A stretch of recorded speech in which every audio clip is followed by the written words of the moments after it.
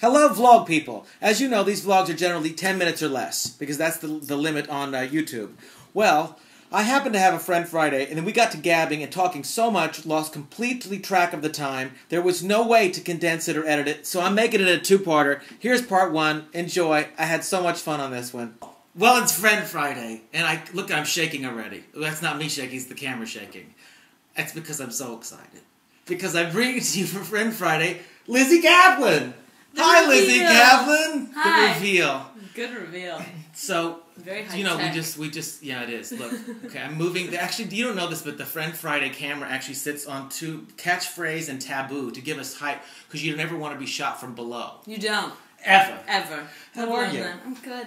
She's very good. I'm alright. You're kind of in the middle of so many things. Kind of, but in the middle, you know? What does that mean? It means I'm not actually doing anything. Yes, but to the world it seems like you're doing everything because you did so much and now it's all happening. It's all lies. Okay, It's lies! Now, for those of you who don't know who've been living in a cave, Lizzy and I met because we did the class together. We did. Yeah, it brings up, see? It still sucks. It still sucks. How does it still suck? Especially after the strike and all the crap and everything and you see what's happening, they would be, I think they really realized they made a horrible mistake. Well, all these shows are coming back now. What? Right. You know? I know. Like, but we're not going to be down about No. it. Because it was an extraordinary experience. It was. And it was the best. The first day that I ever met you, you were late. It's the table reading for huge, like, everybody's there. It's like so much excitement and anticipation about the show. There's like 50 people in the room, like every executive. The first table reading. And, yeah, you know, it was casting for like 9 months and finally it was... Oh my God, all over the news. And we're all there, and who isn't? I missed it. She was... And you didn't just work just late. You literally missed the whole table reading. And I remember David and Jeffrey were like... And, you know, it's scary because they can always fire you. I'm surprised they didn't. They couldn't because you were so great. Well, but they still. could have. They really could have. And what happened? My alarm... I woke up and my alarm was flashing. Like the power went out. Which means the power had gone out. Power had gone out and then turned back on, but the clock didn't reset, and so I missed my alarm. It was so scary. I would run, because I still tried to get, like, dressed kind of cute, because it's the first day or whatever. And so that's why that's really why you were late. Yeah, I was just getting dressed forever, and I'm wearing these big shoes. Oh, no, I'm going to wear that. I'll wear this. I did actually probably take too long to get dressed, but I was really late. I woke up like 15 minutes into the table read, and then was running around the studio. I couldn't find where to go. On the lot. On the lot. With the big shoes, like crying. I don't know where it is. I don't know what to do. And then everybody was kind of like not so nice to me. Well, Sean but you know what's nice the funny thing? You know what's the funny thing is, like, most actors on their first day of a table read for a huge high-profile thing like that wouldn't really even need an alarm. Because they'd be so excited. They would be all night. They would be waking up at like 5 o'clock. Am I going to be late? Or they would set 3 alarms. You kind of have a laid-back groove about a lot of stuff. I was really laid back that day. It was awful. And then David and Jeffrey were not nice to me. Well, David was. Jeffrey gave me a little attitude. He was cold? Yeah, until we actually started shooting stuff, and then he's like, bye. You mean through the rest of the week? Yeah, for like the first chunk of days. It was awful. He was probably just nervous because, you know, he's a big mush pot. He is. He's the best. And so are you. Nah, kind of. I am. Listen, she always plays... Yeah, I do that a lot. I look at myself. I can't. Hair is a common subject on these vlogs, by the way. Is it? Well, my hair looks like... No. Oops. I just got a haircut. Looks cute. You look Thank young. you. Thank you. I love that word. Is it darker, too? Well, this is my real color. Oh. You know, because I had all that blonde in from the show. Okay. And you were actually a little darker, weren't you? I was. Thanks for noticing. But speaking of darker, Lizzy always seems to be cast in these roles that are kind of dark and acerbic and skeptical and cynical, and yet you're kind of like a big mushy pot. I am. I'm the nicest person you'll ever I didn't say that. I said she was just sentimental. I am sentimental. I still get choked up over the show. It's like really pathetic. But you know what I loved about your big fat movie right now? Oh yeah. I loved that you were kind of a big mush pot, vulnerable girl. There was a moment. There were more than one moment. There was like your whole character Yeah, I mean, was I think not just sort of the arched eyebrow thing. Totally not. And I think that that's what they wanted at first, but there were all these moments in it that allowed for that, which was cool because I think a lot of the other characters didn't really have a chance to do anything. Right, and you got to be a full human being. Yeah. Now, the title. Yes.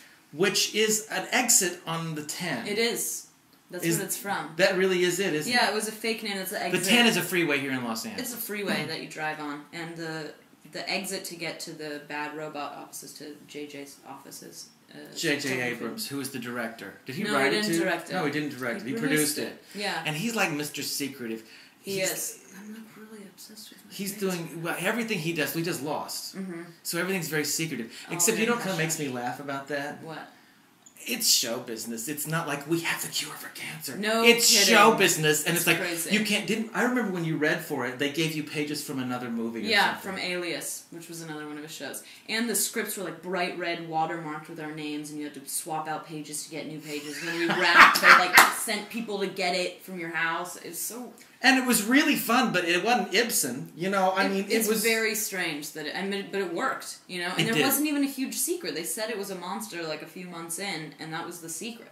I have a friend who's working on Star Trek, and they've been doing it for like a year, and there was all some kind of scuttlebutt because somebody said on a memo that didn't have the code name on it. Like, people don't know that they're making Star Trek. And it's, I mean, what? I know. It's show business. It's show business. I have some friends that are working on that too, and it's the most intense. Have you been there? Have you visited? No, I have not. This Enterprise is pretty insane. Have you been to it? I've been you to went on the Enterprise? I was on it.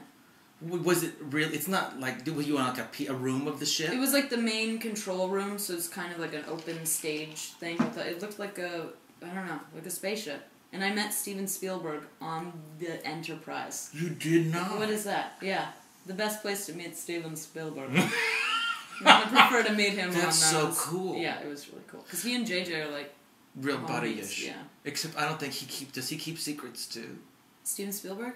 I think he does. Does he? I think like War of the Worlds was kind of shrouded in secrecy. And look what happened.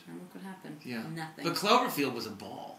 It was kind of. It was great. Now, was the whole thing chroma key for you, or were you ever... No, because you weren't with the monster that much. No. I mean, he was... No. It was pretty... It was weird. It feels like so long ago. It really does. But it was like pretty exhausting, just running and... A lot of running. A lot of running. In heels. Although Jessica had the real heels and I had the boots, so I was a little... Oh, right. But there are heels on them, you know? And dirty and bloody and like... blood soaking out of that wound and like... Oh, that was great! I loved that! It was really cool, but honestly, you've had blood on you, I'm sure. It's like that corn syrup sticking, yeah. and it's just dripping down, like, it's soaking my underwear with, like, corn syrup, like, leaving ass prints in blood everywhere I sat down. She left ass prints in blood. Just another day. The life of Lizzy Caplan for the actress of Hollywood. Were you on real location anywhere? New York for, Did you run across weeks. the Brooklyn Bridge? Mm-hmm. But most of it was here. Most of it was in LA, but then some of it was there. Do you know what else Lizzy does? Lizzy eats off of everybody's plates. Yeah. It's really, at first it was cute. And because we always would eat together in the time before on Fridays, on shoot days, you have like the camera blocking and final stuff, and then there's a big chunk of time in which you go... 5 hours. Yeah, and then you go before you're getting ready to shoot the show in front of an audience. And so we would all go hang out together and have... to the commissary, and I always love the word commissary because it makes me feel like it's 1935. Let's go to the commissary. But Lizzy gets a lot of food, like way too much food for a person who only weighs 100 pounds like you. Thanks for saying 100. I thought you gonna go. Well, I was gonna go lower, but I didn't want.